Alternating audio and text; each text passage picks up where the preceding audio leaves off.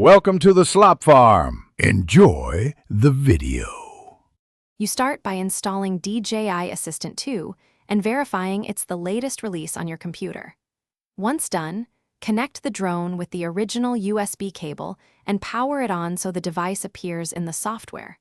Make sure to close other drone-related apps and any USB monitoring tools that could block the connection.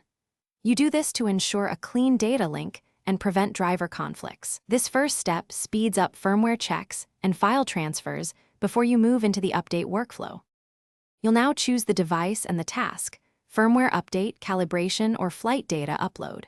Once you pick firmware, click download and wait for the checksum verification. This confirms file integrity.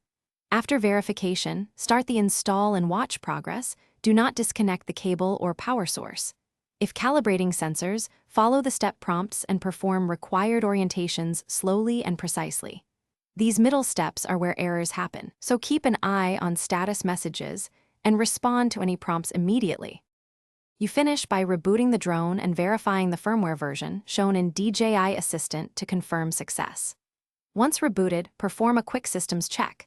Confirm GPS lock, IMU status, gimbal movement, and live camera feed to ensure everything functions. If issues appear, try the key troubleshooting tip.